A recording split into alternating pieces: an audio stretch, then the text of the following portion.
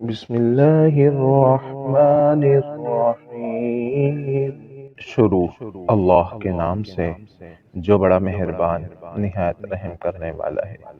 حضرت عبداللہ ابن عمر رضی اللہ عنہ راوی ہیں، فرماتے ہیں کہ سرکار دو عالم صلی اللہ علیہ وسلم نے ارشاد فرمایا، فرقہ قدریہ اس امت کے مجوسی ہیں، لہذا اگر وہ بیمار ہوں تو ان کی عیادت کے لیے نہ جاؤ، اور اگر وہ مر جائیں ان کے جنازے میں شریک مت ہونا۔